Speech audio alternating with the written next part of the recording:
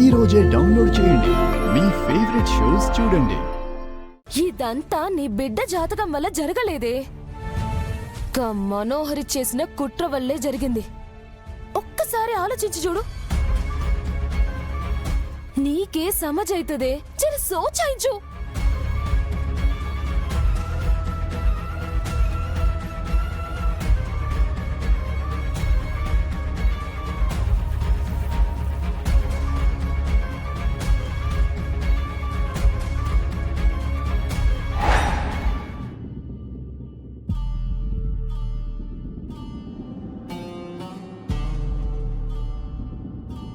బాగి నాకు ఫోన్ చేసి 5 ఏళ్ళు అవుతుంది. ఇందాకనే బాగిని చూసిన సార్. జరసేపట్లా మీకొకటి చూపిస్తా. చూసినాకనైనా గప్పుడు మీరు నమ్ముతారు.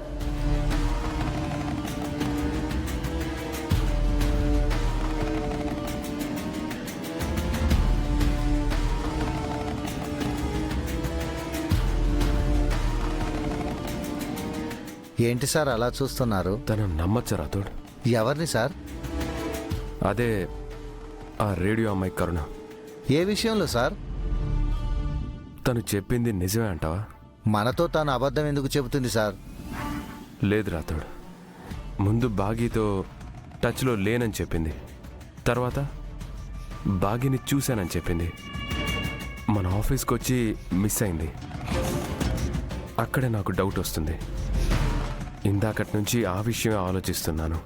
మీరు ఆలోచిస్తుంది ఆ ఎఫ్ఎం అమ్మాయి గురించా, మిస్ అమ్మ గురించా సార్? అరుంధతి గురించి.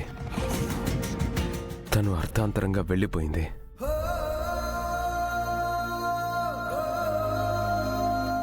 బాకీకి పుట్టింది అరుంధతి అనుకున్నాను. ఇప్పుడు తను కూడా నాతో లేదు. ఆ బిడ్డను తీసుకొని బాకీ ఎక్కడికి వెళ్ళిందో తెలీదు. వాళ్ళు ఎలా ఉన్నారో తెలీదు.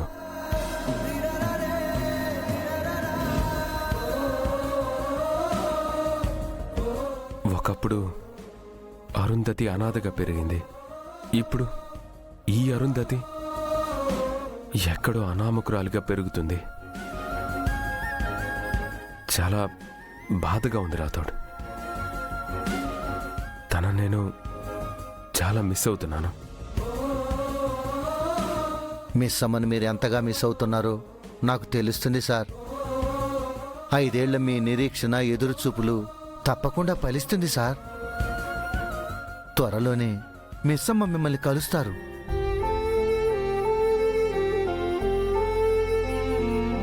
నేనెదురు చూస్తుంది నన్ను వదిలేసి వెళ్ళిన తన కోసం కాదు, నా కూతురు అరుంధతి కోసం. నేను అదే చెప్తున్నాను సార్. అరుంధతి మేడం మళ్ళీ పుట్టారు కదా, ఆ చిన్న అరుంధతి మేడమే మిమ్మల్ని మిస్ అమ్మని కలుపుతుంది అంటున్నాను సార్. నేను నా కూతురుని కలుసుకుంటే చాలు. తను రాకపోయినా పర్వాలేదు సార్. వచ్చినా యాక్సెప్ట్ చెయ్యను.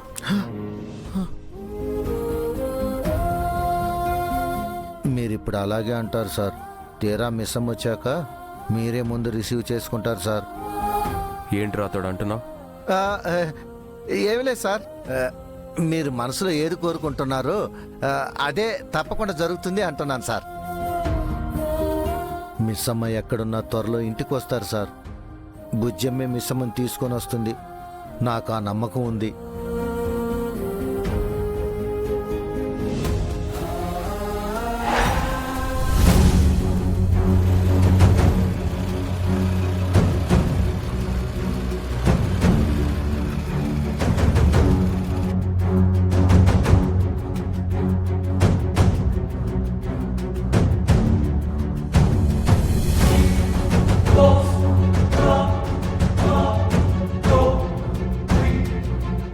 ఇదేంది పోరి, సీదా మీ ఇంటి కాడికి తీసుకొచ్చటం? నన్ను ఇంటికి దూరం చేయడానికి మనోహరి కుట్ర చేసిందని నువ్వు అన్నావు కదా, అది ఎంతవరకు నిజమో తెలుసుకోవాలి.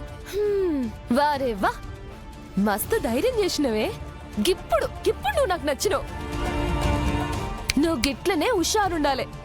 నువ్వు ఇంటికి వెళ్ళి మనోహరితో మాటలు కలిపి తన కుట్ర గురించి కూపిలాగు. గదేంది, నాతో నువ్వు కూడా లోపలికి రా. గా మనోహరి దుమ్ము దులుపుదాం పా. నేను వస్తే మనోహరి నోరు విప్పదు. దాని మనసులో ఏముందో తెలుసుకోవాలంటే నేను బయటే ఉండాలి కరుణ. ఇది కూడా మంచికే. సరే నేను లోపలికి పోయిస్తా, నువ్వు గీన్నే భద్రంగుండు.